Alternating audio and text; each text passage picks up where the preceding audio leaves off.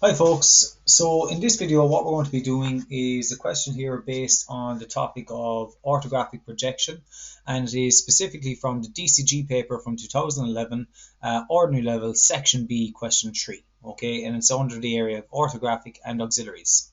So if I just zoom in on the question here, okay, so it says the 3D graphic on the right shows a model of a fireplace. Figure B3 shows the plan and elevation of the fireplace. So if we come down here, figure B3 shows the measurements obviously for the elevation and the plan view. And then it says what we have to do is part A, draw the given plan and elevation. And then part B, draw an auxiliary elevation of the fireplace projected from the plan, which will include the true shape of the surface A. And you can see here they identify surface A to us here. Okay, you can see they identify it to us here, and this is an edge view of surface A. If I was to relate it in the graphic over here, it would be this surface right there. Okay, so but before we even get on to section B, we want to focus on section A there, draw the given plan and elevation. So for the elevation, we can see, okay, for the elevation, we can see its overall length is 100 high, and or sorry, 100 in length, sorry, and then the height of it is 75 high. Okay, so essentially I'm going to create a rectangle 75 high by 100 long and input these various measurements here. Okay, I don't know exactly what this, oh actually I do, sorry, because they tell us the length of this at the front, that it is 80 millimeters long.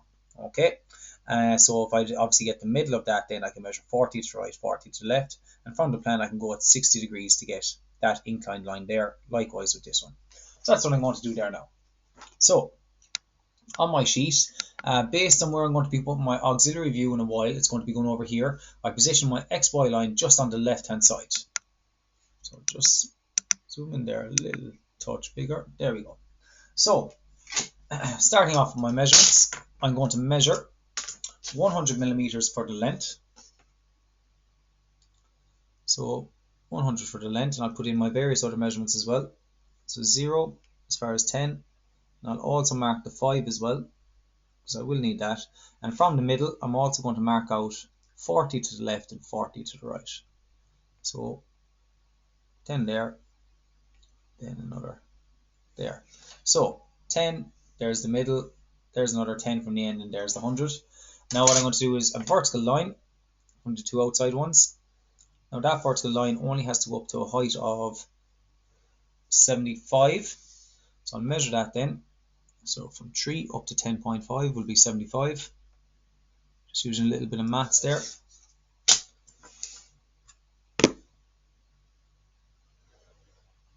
So there's that one. Okay, now what we're going to do is we're going to put in the various other heights. Okay, you can see here we're given a height of 10, then we're also given a height of 40 and 50. Okay, so a height of 10, so 4 up to 5 will be the 10, 5 up to 9 will be the 40, and 5 up to 10 will be the 50. So I'm going to put all those heights in one go. There's that one. Light line across here, and once again light line across. Now I'm going to project up some height lines. So this one is going up, this one here will give me the pitch, this one just goes up to here, and then finally as well the width of the doorway, or the entrance to the doorway, is 20 and 20 either side. So from this line here, which is in the middle, I'm going to measure 20 to the right and 20 to the left, 20 to the left, 20 to the right. Draw this down, down, then connect this guy up to here, and this one over to here. There we go. Simply a case then of having in the information.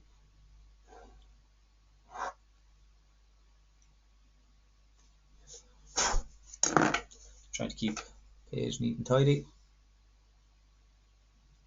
So there's the platform at the front. Get the doorway entrance in now. Just that portion there. And this one. I'm going to put in all my horizontal lines now. So that's the platform. And then the top surface up here. And then finally the doorway, which is here.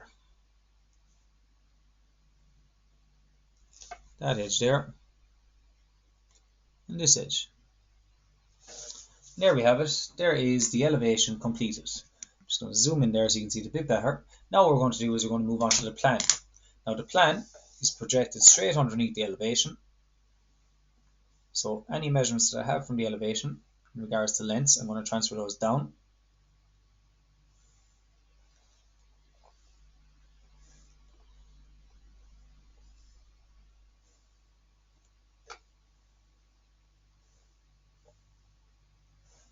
There we have it. Now the distance for the plan, if we refer to the sheet, okay, there's always a distance or gap between the elevation and plan. I usually guess that it's anywhere from 10 to 20 millimeters, what I usually say to my students. So I'm just going to guess about there. And from there then, I'm going to do a horizontal line across, and from there then I'm going to measure down a distance of 10 and 30, which is 40 millimeters overall. So first of all, I'll mark down to 40. So from that mark there, mark down to 40, and then it was up 30 from here, or down 10. So down 10 and then another 30. So from there then, construction line across. Likewise with this one, construction line across. Now looking down on top of it, I can heavy in this edge, because that is the platform at the back, or I should say nearly the wall. And then I'm going to have a bit of hidden detail here because it's the bird's eye view looking down. This hidden detail is to represent the doorway. So that's the side wall. This is the point on the doorway where those angles lines meet.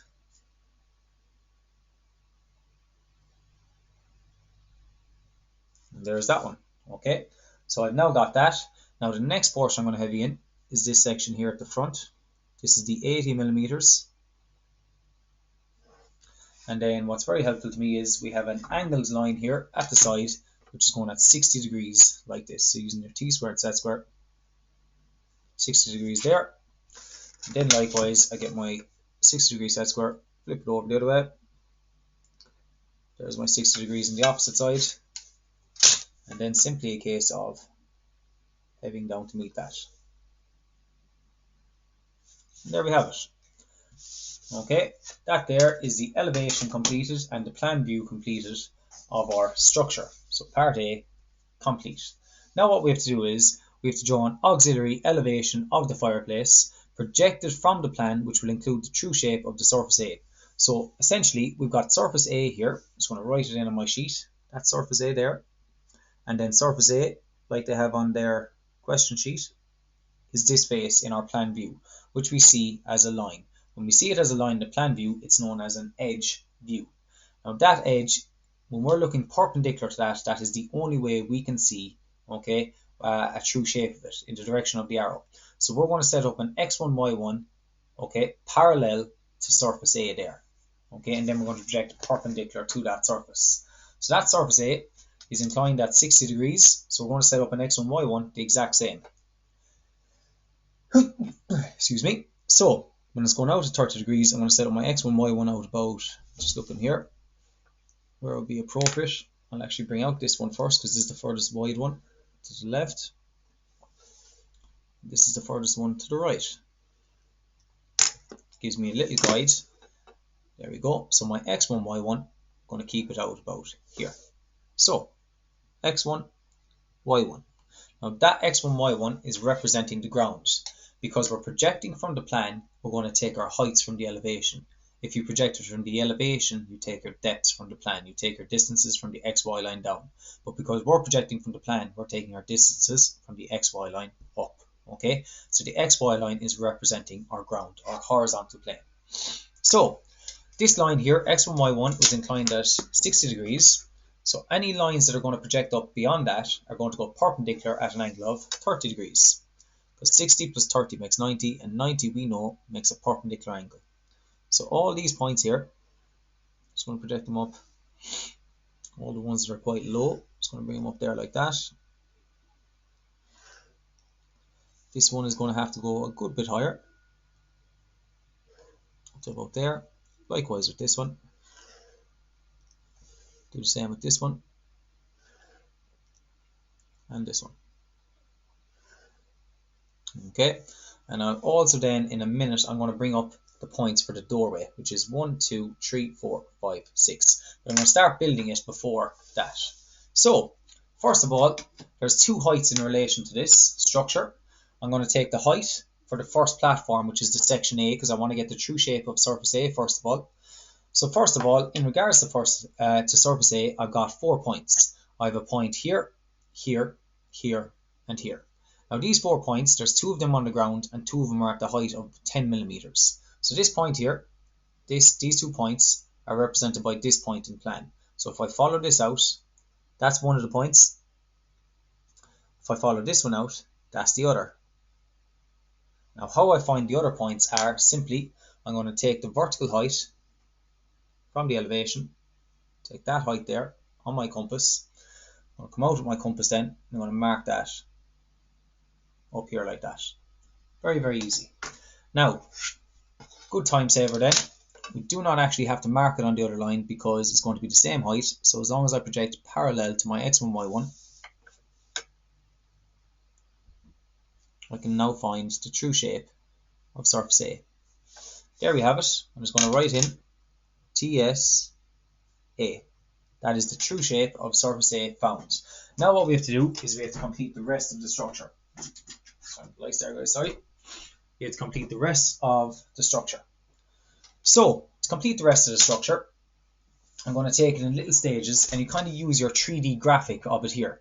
We're after just doing, now I know you can't see it based on it, but we're after just doing that kind of little section in there.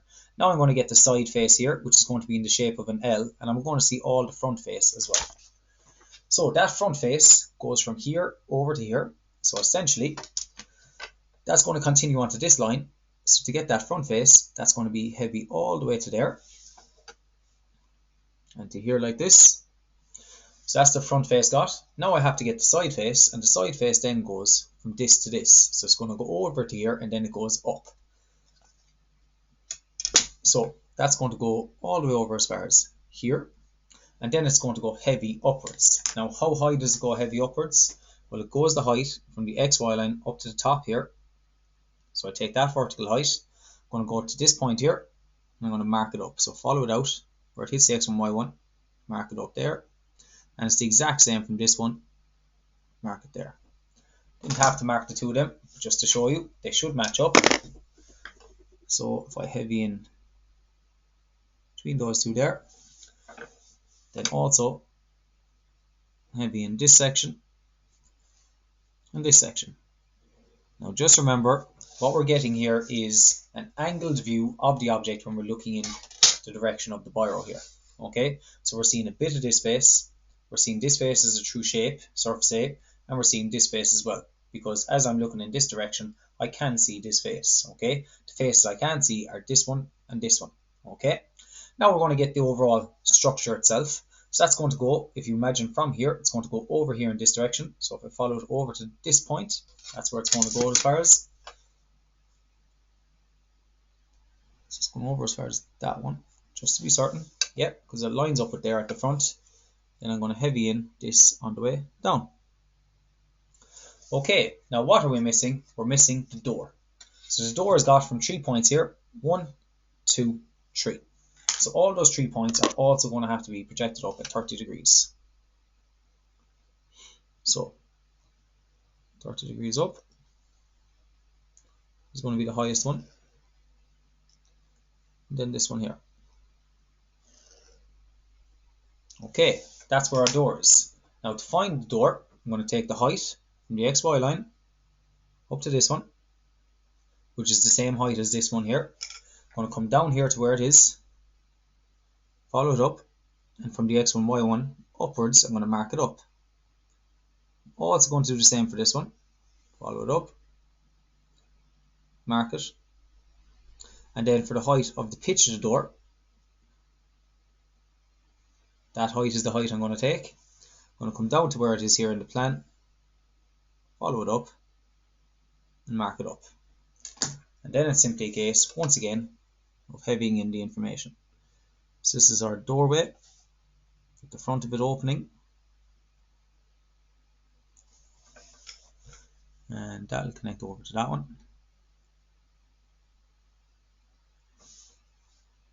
And this one here to here. And there's the doorway. However, we're going to have to put in other portions of the doorway, because I will see, as I'm looking in this direction here, I will see the inside portion of the door. So I'm going to have to heavy in that as well. That's going to go over to there. Might see this portion here.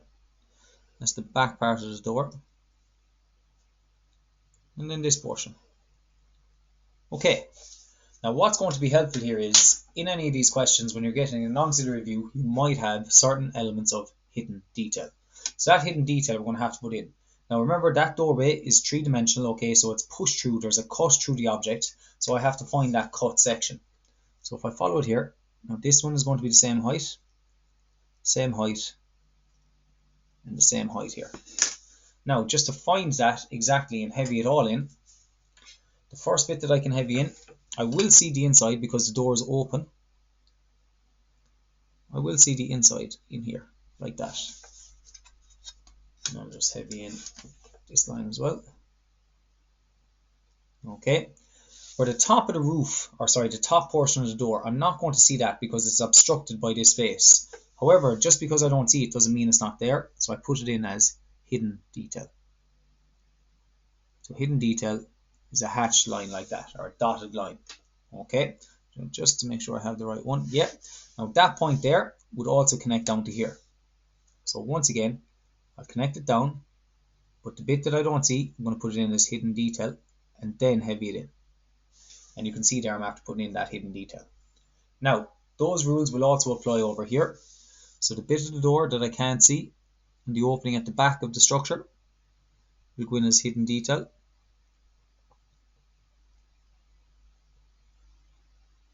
Right to there. It will connect up to here.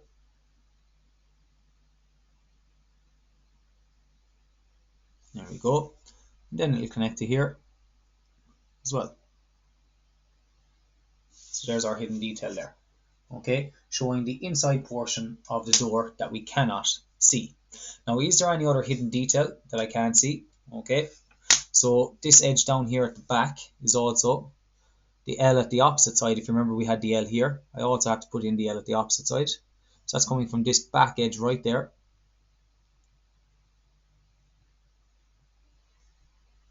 It's going to be heavy the whole way up.